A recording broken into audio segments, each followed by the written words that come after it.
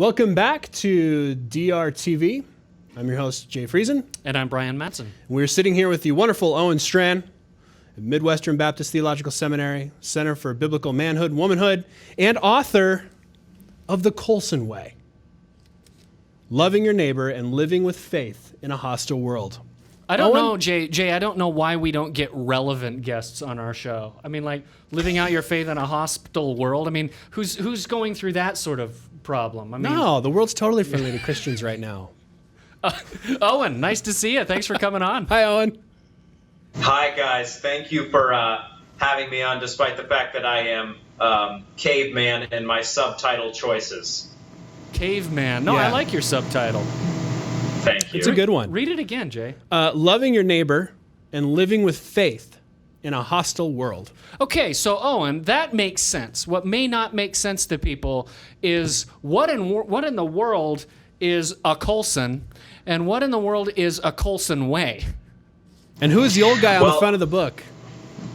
Well, it's pretty funny because I think some of the Twitter response I've had that has tapped into this Colson name has asked whether I'm talking about Agent Colson from the Avengers movies.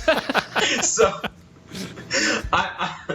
I'm not talking about Agent Colson, and I'm very thankful for this public forum in which to clear that up. I am talking about Chuck Colson, who famously was Richard Nixon's hatchet man from 1969 to 73, got mixed up in the Watergate affairs and ended up losing his place at the top of the political heap, and then went to prison actually in 1974, was released in 1975. He had become a Christian not long before that, and then he was taken up into prison ministry after that. So that's the story I trace in the book, mainly what happens from 1976 to 2012.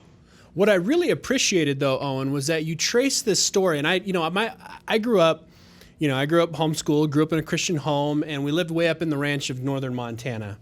And my parents always had focus on the family on. They always, like, Chuck Colson was always on the radio. His Household name in your household. Yeah, Chuck Colson was a household name. And I primarily knew him of the Watergate things. My parents grew up during that time. What I didn't realize was everything he did on top of Prison Fellowship Ministries. And on top of that, I didn't realize until I read your book how inspiring his approach to living out ministry in a hostile world, we're back to the subtitle, how inspiring that approach would be for somebody like myself who's sitting here doing Dead Reckoning, or other millennials. You take these breaks, as you tell this story, you take these breaks and you really pull out and you tease out kind of a contemplative, let's sit down and think about this in light of our own culture, in light of our own capacities. What was kind of the thinking behind that? Why did you pick Colson? I mean, I didn't realize it was going to be as relevant as it was.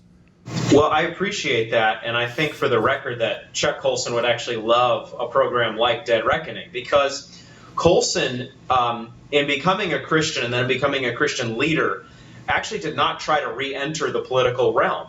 He focused the majority of his efforts on culture and the public square. He recognized that politics was downstream from culture, and so he invested heavily in the kind of work that you are doing, where you're trying to persuade people and make this attractive case for the Christian faith and the Christian worldview. That was the hallmark of Colson's public square work. So in telling this story, I wanted to do two things. I did want to recap his episodic life. I mean, the man lived really two lifetimes in one. He had Act One, where he was this major Karl Rove-like political figure, Nixon's hatchet man, as I said.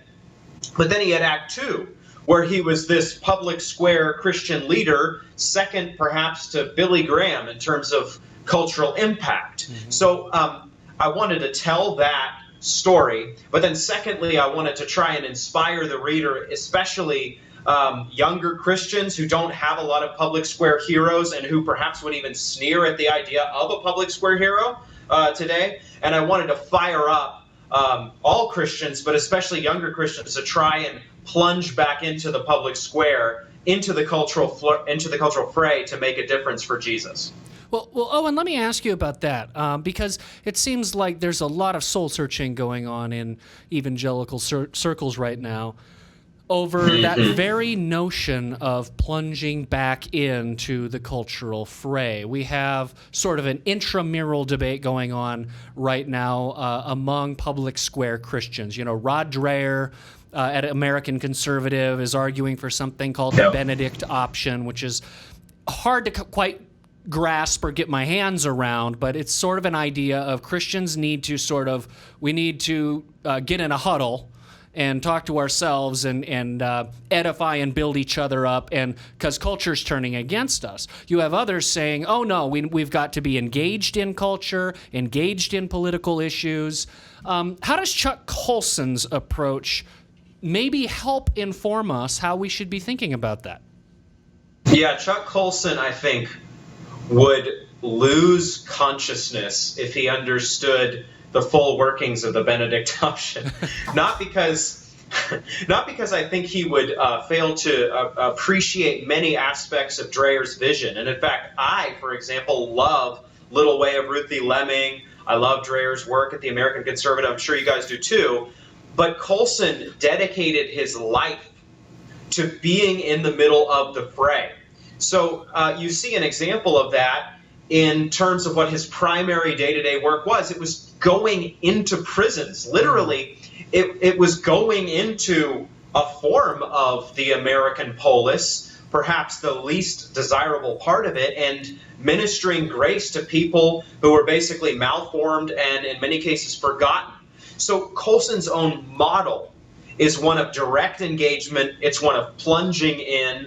It's one of entering the fray. And while I love aspects of the Benedict option, especially cultivating a healthy life in the local church, I don't think you can look through Colson's prism and say that that is what he would have advocated. He wanted Christians to be on the front lines. He himself went into Ivy League settings and political forums and international settings, and he called Christians back to those settings, and he tried, furthermore, to actually engage secularism with the Christian worldview. So Chuck Colson, in sum, stands for a very bold, a brave, a courageous, and a bracing position on cultural engagement that I think we need today. We need to recover today. You know, you have a quote in here. According to Michael, I think it's Michael Cromartie, am I correct? One of Colson's that's right. mentors. According to Cromartie, this general view was Augustinian, grounded in the conviction, trumpeted by a 5th century bishop of Hippo, that Christians, residents of the city of God, must also be responsible citizens for the city of man, the fallen world. And I think in some capacities, it's kind of what Brian's hitting on, in our culture a little bit, that concept is so novel. Like, a lot of Christians want to hole up and go, well, we can't touch culture, we can't touch the world, we just need to step back, and we can't be responsible for any of this. But thinking through having a responsibility for it is by itself quite inspiring. Yeah, that's exactly right. Augustine should be seen over against the desert fathers and mothers of the early church, who had enviable spirituality, but who argued that the primary calling on their life was to withdraw from the world and enter into this life of constant prayer and self-denial. Augustine formulated this political philosophy that was basically a 180-degree turn from that. He called Christians in the ancient Roman Empire, even as it was in flames, to stay there and to continue engaging with their surroundings, to continue bringing gospel grace to bear on social ills and reaching out to those who are lost and trapped in pagan philosophies. When you look at the example of the early church that was informed by Augustine and others, you see an example of believers who, for example, when the plague broke out, Christians did not leave urban settings. At least many of them didn't. Many pastors stayed in the city and ministered grace to those who were dying. And many of these pastors, of course, had no idea how to medically help these people. But they stayed in the city nonetheless. They continue to preach the gospel, unfold the Christian worldview, and in so doing, I think they give us a great example of how to do Christianity, where the desert fathers and mothers, so to speak, show us how not to do it in a fallen world, I think. Oh, and I'm so glad you brought up Augustine, Jay, and I want to ask you this question, and maybe it's too big of a question, but it seems to me, speaking about Augustine and the city of God, Augustine wrote the City of God as a response to the collapse of the Roman Empire and the accusation brought by many that the Roman Empire had fallen because of Christians and because of Christianity.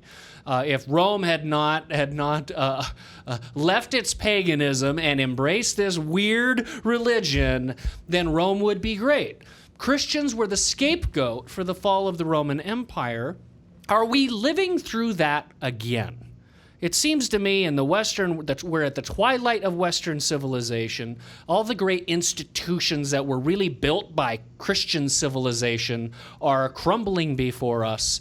And Christians in many places and in many ways are being, it seems to me anyway, scapegoated.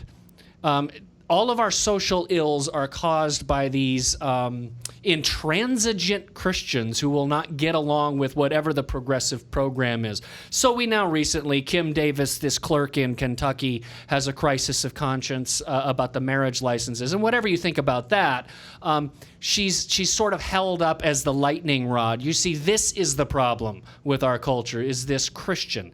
It almost, it seems eerily reminiscent of the 5th century, does it not?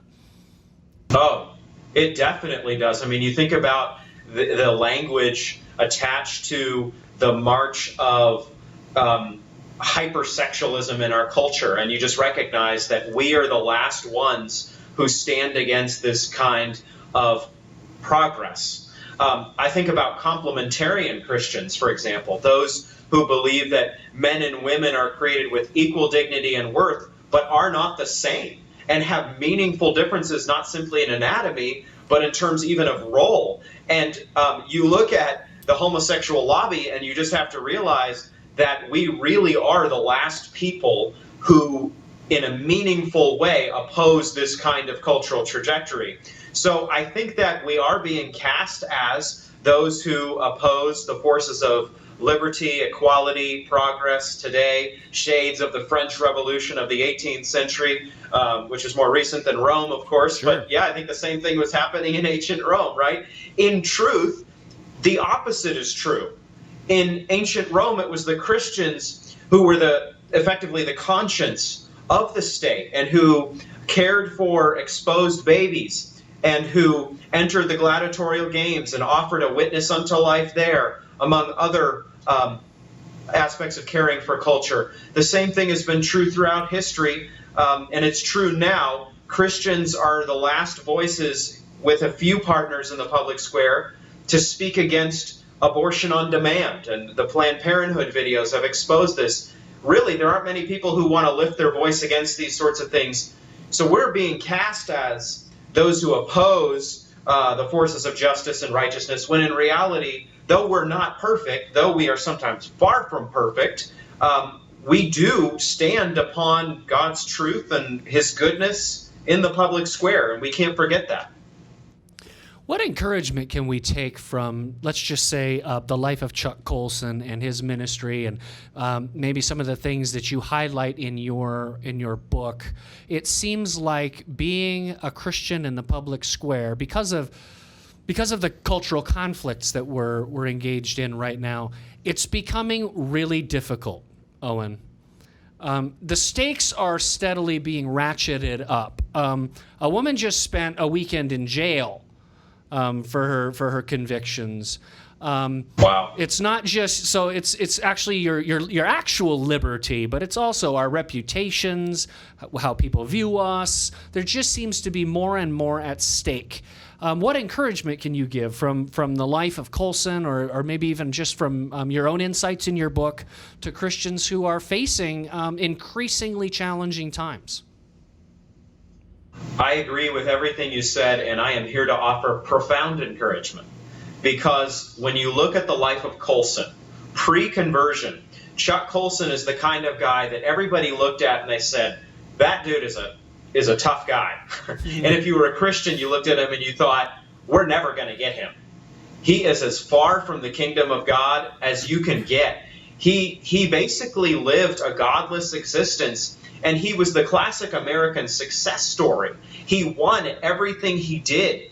He was working for the president, the most powerful man on earth, by age 38. Prior to that, he had built a lucrative law practice. He had helped win senatorial elections. He had been a Marine. I mean, the guy excelled at everything. He was the classic American winner.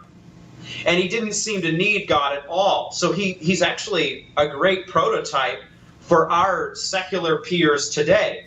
But in truth, God broke him down, and God saved him and exposed his sin. And Colson, basically in a kind of Saul of Tarsus-like way, was saved, born again, and put to work for the gospel of grace. He gets out of prison in 1975, and in 1976 he starts prison fellowship. In other words, his release from prison was really his unleashing.